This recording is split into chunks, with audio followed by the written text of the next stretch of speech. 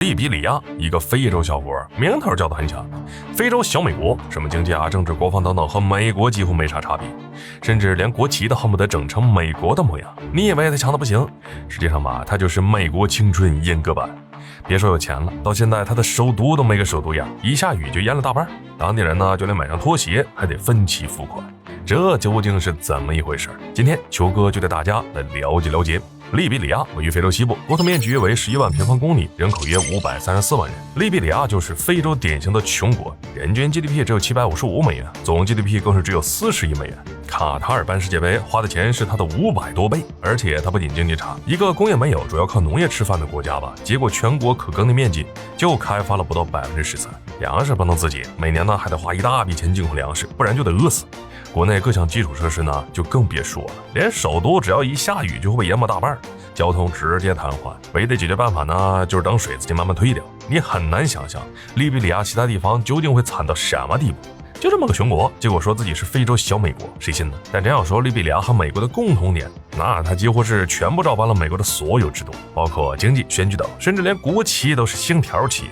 也就是星星的数量不一样。但是结果利比里亚一个比一个严格，两个相隔千里的国家应该八竿子打不着才对，为啥会这样呢？有人可能会说啊，因为美国强啊，向着美国学习，这不是很正常的吗？只不过没学到精髓，玩脱了而已。但实际上吧，之所以会这么像，那是因为利比里亚它可以说是被美国创造出来的。这是咋回事？都知道美国南北战争，这一仗打完呢，美国也就开始了废除奴隶制。本来吧是件好事，但问题是美国一下子多了几十万恢复自由的黑人，而美国吧又不想留着这些黑人来和他们抢岗位，也不想留着他们吃白饭，那该怎么办呢？美国于是一拍脑袋，干脆让这些黑人从哪里来的回哪里去，直接送回非洲算了。他们不仅专门成立了个组织，还在非洲以充沛的武力从当地土著手中买了一块地，当做是那些遣返黑人的移民区，实际上呢就是殖民地。最搞笑的是，他们还给这个地方呢取了个利比里亚的名字，在拉丁文里呢，它的意思是自由。随着遣返的黑人越来越多，移民区呢也越来越多。1824年，蒙利维亚等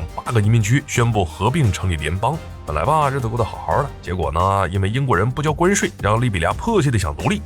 而正好的是，美国那个负责遣返的组织呢，也因为没了经费，只能同意。于是，在1847年，利比里亚正式宣告独立。说实话，一开始利比里亚的日子过得还算可以，虽然独立了，但美国每年给的援助不少。利比里亚还在美国的帮扶下呢，建立了全球最大橡胶园，不出意外，前途是一片光明。然而如今却成了最不发达国家之一。不得不说，利比里亚模仿美国呢，好的学，坏的他也学，不仅学了各种制度，顺带的连思想也逐渐美式化。那些被遣返的黑人和本地黑人明明都是同一个肤色，按道理说吧，大家应该互相帮扶才对。但事实上，那些被遣返的黑人觉得自己也是在文明社会待过的人，和本地黑人与众不同，自带一股优越感，十分看不起本土黑人。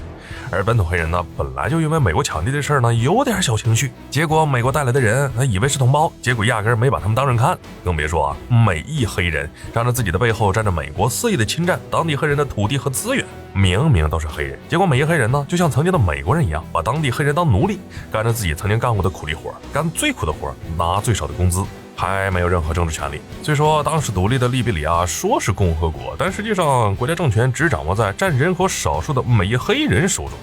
所以美裔黑人和当地黑人关系一直很紧张。